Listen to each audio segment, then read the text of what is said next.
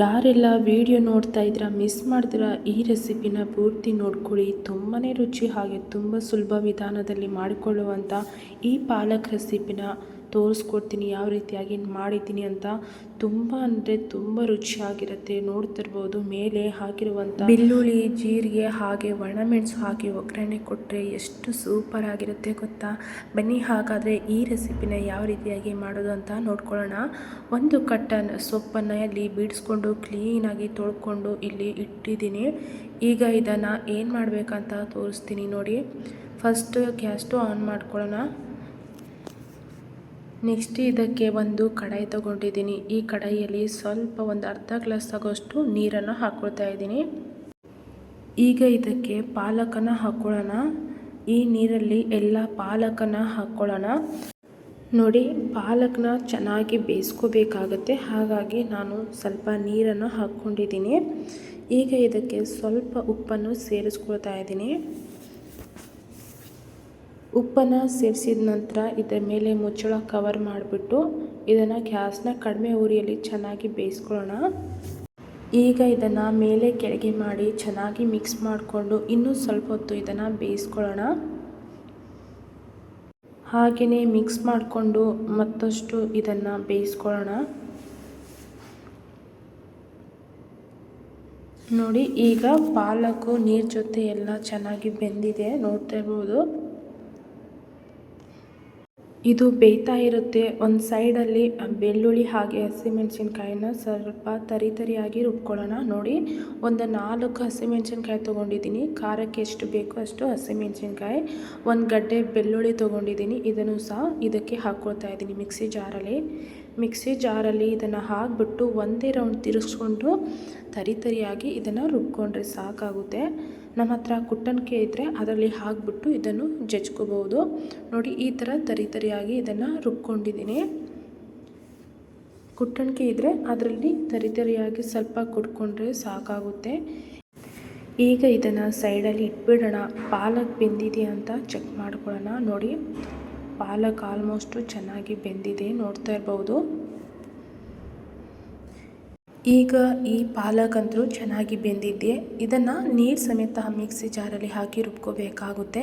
ಈಗ ಇದನ್ನು ಪೂರ್ತಿಯಾಗಿ ತಣ್ಣಗಾಗುವವರೆಗೂ ಬಿಟ್ಬಿಡೋಣ. ತಣ್ಣಗಾಗಿದ ನಂತರ ಇದನ್ನು ಮಿಕ್ಸಿ ಜಾರಲ್ಲಿ ಹಾಕಿಬಿಟ್ಟು ರುಬ್ಕೊಳ್ಳೋಣ. ಜಸ್ಟ್ ಒಂದು ತಿರು ತಿರ್ಸ್ಕೊಂಡ್ರೆ ಸಾಕು. ಗರ್ರ ಅಂತ ಒಂದೇ ಒಂದು ತಿರು ತಿರ್ಸ್ಕೊಂಡ್ರೆ ಸಾಕಾಗುತ್ತೆ. ಇದನ್ನು ಜಾಸ್ತಿ ನುಣ್ಣಗೆ ಪೇಸ್ಟ್ ಮಾಡೋದೇನು ಅವಶ್ಯಕತೆ ಇಲ್ಲ. ನಾನು ತೋರಿಸ್ತೀನಿ ಯಾವ ಥರ ಇದನ್ನು ರುಬ್ಕೊಳ್ಳೋದು ಅಂತ. ಈಗ ನೀರು ಸಮೇತ ಮಿಕ್ಸಿ ಜಾರಲ್ಲಿ ಇದನ್ನು ಹಾಕ್ಕೊಳ್ತಾ ಇದ್ದೀನಿ. ನೋಡಿ, ಈಗ ಇದನ್ನು ಜಸ್ಟ್ ಒಂದು ತಿರು ತಿರ್ಸ್ಕೊಂಡ್ರೆ ಸಾಕಾಗುತ್ತೆ. ಈಗ ಪಾಲಕ್ನ ಒಗ್ಗರಣೆ ಕೊಟ್ಕೊಳ್ಳೋಣ. ನೋಡಿ, ಈಗ ಒಂದು ಪಾತ್ರೆ ತೊಗೊಂಡಿದ್ದೀನಿ. ಕಡಾಯಿ ಬಿಸಿಯಾಗಿದೆ. ಇದಕ್ಕೆ ಸ್ವಲ್ಪ ಎಣ್ಣೆ ಹಾಕೋತಾ ಇದ್ದೀನಿ. 1-2 ಸ್ಪೂನ್ ಆಗೋಷ್ಟು ಎಣ್ಣೆ ಹಾಕೋತಾ ಇದ್ದೀನಿ. ಸಣ್ಣದಾಗಿ ಕಟ್ ಮಾಡ್ಕೊಂಡಿರುವಂಥ ಒಂದು ಈರುಳ್ಳಿ, ಸ್ವಲ್ಪ ಕಲರ್ ಚೇಂಜ್ ಆಗೋವರೆಗೂ ಇದನ್ನು ಫ್ರೈ ಮಾಡ್ಕೊಳ್ಳೋಣ. ಎಣ್ಣೆಯಲ್ಲೇ ಸ್ವಲ್ಪ ಹೊತ್ತು ಬಾಡಿಸ್ಕೊಂಡ್ರೆ ಸಾಕಾಗುತ್ತೆ. ನೋಡಿ, ಈಗ ಈರುಳ್ಳಿನ ಕೆಂಪು ಬಣ್ಣ ಬರೋವರೆಗೂ ಫ್ರೈ ಮಾಡ್ಕೊಂಡಿದ್ದೀನಿ. ಈಗ ಹಸಿಮೆಣಸಿನ್ಕಾಯಿ ಬೆಳ್ಳುಳ್ಳಿ ಪೇಸ್ಟನ್ನು ಇದಕ್ಕೆ ಹಾಕ್ಕೊಳ್ಳೋಣ. ಈಗ ಇದನ್ನು ಹಸಿ ವಾಸನೆ ಹೋಗುವವರೆಗೂ ಚೆನ್ನಾಗಿ ಫ್ರೈ ಮಾಡ್ಕೊಳ್ಳೋಣ. ಸ್ವಲ್ಪ ಹೊತ್ತು ಹಸಿ ವಾಸನೆ ಹೋಗುವವರೆಗೂ ಇದನ್ನು ಚೆನ್ನಾಗಿ ಫ್ರೈ ಮಾಡಿದ ನಂತರ ಆವಾಗಲೇ ರುಬ್ಬಿಟ್ಕೊಂಡಿದ್ದ ಪಾಲಕನ್ನು ತೋರಿಸ್ತೀನಿ. ನೋಡಿ, ಯಾವ ರೀತಿಯಾಗಿ ರುಬ್ಕೊಂಡಿದ್ದೀನಿ ಅಂತ. ಈ ರೀತಿಯಾಗಿ ತರಿಯಾಗಿ ರುಬ್ಕೋಬೇಕು. ಜಾಸ್ತಿ ನುಣ್ಣಗೆ ಪೇಸ್ಟ್ ಥರ ಮಾಡ್ಕೋಬಾರ್ದು. ನೋಡಿ, ಜಸ್ಟ್ ಒಂದು ತಿರು ತಿರ್ಸ್ಕೊಂಡ್ರೆ ಸಾಕಾಗುತ್ತೆ. ನೋಡ್ತಾ ಇರ್ಬೋದು, ಈ ಥರ ಇದನ್ನು ರುಬ್ಕೋಬೇಕಾಗುತ್ತೆ. ತುಂಬ ಚೆನ್ನಾಗಿರುತ್ತೆ. ನೋಡಿ, ಈ ಥರ ರುಬ್ಕೊಂಡು ಸೈಡಲ್ಲಿ ಎತ್ತಿಟ್ಕೊಂಡಿದ್ದೀನಿ. ಈಗ ಇದಕ್ಕೆ ಮಸಾಲೆಗೆ ಅಂತ ರೆಡಿ ಮಾಡ್ಕೊಳ್ತಾ ಇದ್ದೀನಿ. ನೋಡಿ, ಈರುಳ್ಳಿ, ಬೆಳ್ಳುಳ್ಳಿ, ಹಸಿಮೆಣಸಿನ್ಕಾಯಿ ಎಲ್ಲ ಫ್ರೈ ಆಗಿದೆ. ಈಗ ಮಸಾಲೆ ಹಾಕ್ಕೊಳ್ತಾ ಇದ್ದೀನಿ. 1 ಸ್ಪೂನ್ ಆಗೋಷ್ಟು ಧನಿಯಾ ಪುಡಿ ತೊಗೊಂಡಿದ್ದೀನಿ. ಹಾಗೆ ಒಂದು ಅರ್ಧ ಸ್ಪೂನು ಜೀರಿಗೆ ಪೌಡರ್ ತೊಗೊಂಡಿದ್ದೀನಿ. 1/4 ಚಮಚದಷ್ಟು ಅರಿಶಿಣ, ಹಾಗೆ 1 ಸ್ಪೂನ್ ಆಗೋಷ್ಟು ರೆಡ್ ಚಿಲ್ಲಿ ಪೌಡರ್ ತೊಗೊಂಡಿದ್ದೀನಿ. ಕಾಶ್ಮೀರಿ ಲಾಲ್ ಮಿರ್ಚಿ ಇದ್ದರೆ ಅದನ್ನು ತುಂಬ ಚೆನ್ನಾಗಿರುತ್ತೆ. ಈಗ ಮಸಾಲೆ ಎಲ್ಲ ಚೆನ್ನಾಗಿ ಮಿಕ್ಸ್ ಮಾಡಿಕೊಂಡು ಇದಕ್ಕೆ ಆವಾಗಲೇ ರುಬ್ಬಿಟ್ಕೊಂಡಿರೋಂಥ ಪಾಲಕನ್ನು ಹಾಕ್ಕೊಳ್ಳೋಣ. ನೋಡಿ, ತುಂಬಾ ಸಿಂಪಲ್ ಆಗಿರುವಂತಹ ರೆಸಿಪಿ ಇದು. ತುಂಬ ಚೆನ್ನಾಗಿರುತ್ತೆ ತಿನ್ನೋದಕ್ಕೆ. ನೋಡ್ತಾ ಇರ್ಬೋದು, ಎಲ್ಲ ಪಾಲಕನ ಹಾಕಿಬಿಟ್ಟು ನೈಸಾಗಿ ಇದನ್ನು ಮಿಕ್ಸ್ ಮಾಡ್ಕೊಳ್ಳೋಣ.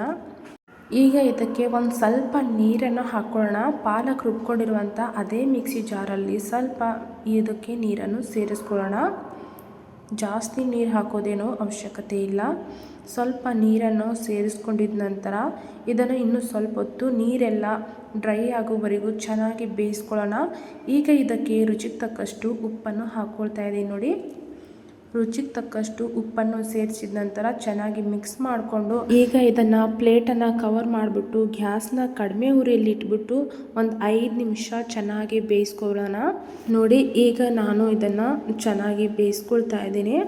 ತುಂಬಾ ಬೇಗನೆ ಆಗುತ್ತೆ ಇದು. ಈಗ ನೋಡ್ತಾ ಇರ್ಬೋದು, ಒಂದು ರೌಂಡ್ ಇದನ್ನು ಪ್ಲೇಟ್ ಕವರ್ ಮಾಡಿ ಬೇಯಿಸಿದ ನಂತರ ಎಷ್ಟು ಚೆನ್ನಾಗಿ ನೀರೆಲ್ಲ ಇರ್ಕೊಂಡು ಬೆಂದಿದೆ ಅಂತ ನೋಡಿ. ಆಲ್ಮೋಸ್ಟು ನೀರೆಲ್ಲ ಡ್ರೈ ಆಗಿಬಿಟ್ಟಿದೆ. ಪಾಲಕ್ ಕೂಡ ಚೆನ್ನಾಗಿ ಬೆಂದಿದೆ ನೋಡಿ. ಪಾಲಕ್ಕು ಆಲ್ಮೋಸ್ಟು ಬೆಂದಿದೆ, ನೀರೆಲ್ಲ ಚೆನ್ನಾಗಿ ಡ್ರೈ ಆಗಿಬಿಟ್ಟಿದೆ. ಈಗ ಆಲ್ಮೋಸ್ಟು ಪಾಲಕ್ ಅಂತೂ ರೆಡಿ ಆಯಿತು. ಈಗ ಗ್ಯಾಸ್ನ ಆಫ್ ಮಾಡಿಕೊಂಡು ಸೈಡಲ್ಲಿ ಎತ್ತಿಟ್ಕೊಳ್ತೇನೆ. ಪಾಲಕ್ ರೆಡಿ ಆಗಿದೆ. ಈಗ ಇದನ್ನು ಒಂದು ಚಿಕ್ಕ ಬೌಲಲ್ಲಿ ಹಾಕ್ಕೊಳ್ತಾ ಇದ್ದೀನಿ ನೋಡಿ. ಈಗ ಈ ಪಾಲಕ್ ಅಂತೂ ರೆಡಿ ಆಯಿತು. ನೋಡ್ತಾ ಇರ್ಬೋದು ಎಷ್ಟು ಚೆನ್ನಾಗಿ ಇದೆ ಅಂತ, ನೋಡೋಕ್ಕೂ ಎಷ್ಟು ಚೆನ್ನಾಗಿ ಕಾಣಿಸ್ತಾ ಇದೆ ಅಂತ. ಇದಕ್ಕೆ ಈಗ ಮೇನಾಗಿ ಒಂದು ಕೆಲಸ ಇದೆ, ಅದರಿಂದನೇ ಇದಕ್ಕೆ ತುಂಬ ಟೇಸ್ಟ್ ಬರೋದು. ಈಗ ಏನಪ್ಪ ಅಂದರೆ ತೋರಿಸ್ತೀನಿ ಬನ್ನಿ ನೋಡಿ. ಒಂದು ಪ್ಯಾನ್ ತೊಗೊಂಡು ಅದಕ್ಕೆ ಸ್ವಲ್ಪ ತುಪ್ಪ ಹಾಕ್ಕೋತಾ ಇದ್ದೀನಿ. 1-2 ಸ್ಪೂನ್ ಆಗೋಷ್ಟು ತುಪ್ಪ ಹಾಕ್ಕೊಂಡು, ತುಪ್ಪ ಬಿಸಿಯಾಗಿದೆ, ಇದಕ್ಕೆ ಸ್ವಲ್ಪ ಜಾಸ್ತಿ ಪ್ರಮಾಣದಲ್ಲಿ ಜೀರಿಗೆ ತೊಗೊಂಡಿದ್ದೀನಿ. ಹಾಗೆಯೇ ಒಣಮೆಣಸು ತೊಗೊಂಡಿದ್ದೀನಿ. ಒಣಮೆಣಸನ್ನು ಸಹ ಹಾಕ್ಕೊಳ್ತಾ ಇದ್ದೀನಿ. ಈಗ ಇದಕ್ಕೆ ಸಣ್ಣದಾಗಿ ಕಟ್ ಮಾಡ್ಕೊಂಡಿರುವಂಥ ಬೆಳ್ಳುಳ್ಳಿ ತೊಗೊಂಡಿದ್ದೀನಿ. ಬೆಳ್ಳುಳ್ಳಿನ ಜಾಸ್ತಿ ಹಾಕ್ಕೋಬೇಕಾಗತ್ತೆ, ಸಣ್ಣದಾಗಿ ಕಟ್ ಮಾಡಿಕೊಂಡೇ ಹಾಕ್ಕೋಬೇಕು ಬೆಳ್ಳುಳ್ಳಿ. ಇದಕ್ಕೆ ಮೇನಾಗಿ ಜೀರಿಗೆ ಹಾಗೆ ಬೆಳ್ಳುಳ್ಳಿನೇ ಜಾಸ್ತಿ ಇದಕ್ಕೆ ಟೇಸ್ಟ್ ಕೊಡೋದು. ಹೌದು, ಪಾಲಕಲ್ಲಿ ಬೆಳ್ಳುಳ್ಳಿ ಜೀರಿಗೆಯಿಂದನೇ ತುಂಬ ಚೆನ್ನಾಗಿ ಫ್ಲೇವರ್ ಬರುತ್ತೆ, ಹಾಗೆ ಟೇಸ್ಟ್ ಕೂಡ, ರುಚಿ ಕೂಡ ಈ ಬೆಳ್ಳುಳ್ಳಿಯಿಂದನೇ ಬರೋದು. ಹಾಗಾಗಿ ಇದನ್ನು ಕೆಂಪು ಬಣ್ಣ ಬರೋವರೆಗೂ ಈ ರೀತಿಯಾಗಿ ರೋಸ್ಟ್ ಮಾಡ್ಕೋಬೇಕಾಗುತ್ತೆ ನೋಡಿ. ಈಗ ಒಗ್ಗರಣೆ ಅಂತೂ ರೆಡಿ ಆಯಿತು. ಇದೇ ಮೇಯ್ನಾಗಿ ಪಾಲಕ್ಕಿಗೆ ಟೇಸ್ಟ್ ಬರೋದು ಅಂದರೆ. ಈಗ ಒಗ್ಗರಣೆನ ಈ ಪಾಲಕ್ ಗ್ರೇವಿ ಮೇಲೆ ಹಾಕ್ಕೊಳ್ಳೋಣ. ಈಗ ಇದನ್ನು ನೋಡ್ತಾ ಇರ್ಬೋದು ಎಷ್ಟು ಚೆನ್ನಾಗಿ ಕಾಣಿಸುತ್ತೆ ಅಂದರೆ, ನೋಡೋದಕ್ಕೆ ಎಷ್ಟು ಚೆನ್ನಾಗಿ ಕಾಣಿಸುತ್ತೋ ತಿನ್ನೋದಕ್ಕೂ ಸಹ ಇನ್ನೂ ಅಷ್ಟು ಚೆನ್ನಾಗಿರುತ್ತೆ. ನೋಡ್ತಾ ಇರ್ಬೋದು ಎಷ್ಟು ಈಸಿಯಾಗಿ ಸಿಂಪಲ್ಲಾಗಿ ಪಟ್ಟ ಅಂತ ಪಾಲಕ್ ಗಾರ್ಲಿಕ್ ಅಥವಾ ಪಾಲಕ್ ಲಸೂನ್ ಅಂತಲೂ ಇದನ್ನು ಹೇಳ್ತಾರೆ. ಈ ರೆಸಿಪಿನ ನೋಡ್ತಾ ಇರ್ಬೋದು.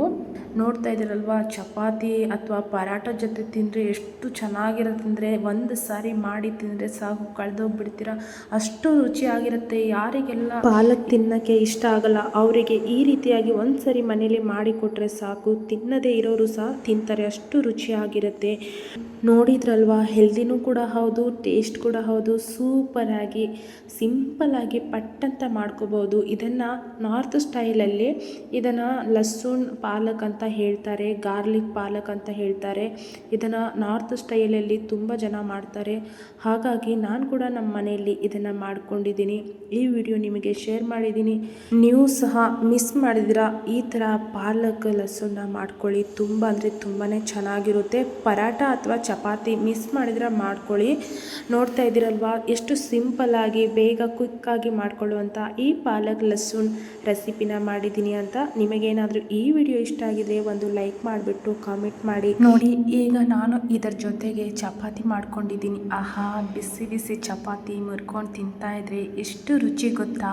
ಈ ರುಚಿ ನಿಮಗೂ ಬೇಕಂದರೆ ಈ ರೆಸಿಪಿನ ಮಿಸ್ ಮಾಡ್ತೀರಾ, ನಿಮ್ಮ ಮನೇಲಿ ಮಾಡ್ಕೊಳ್ಳಿ, ಎಲ್ಲರಿಗೂ ತಿನ್ನಿಸಿ. ನಿಮಗೇನಾದರೂ ಈ ವಿಡಿಯೋ ಇಷ್ಟ ಆಗಿದ್ರೆ ಒಂದು ಲೈಕ್ ಮಾಡಿ, ಕಮೆಂಟ್ ಮಾಡಿ.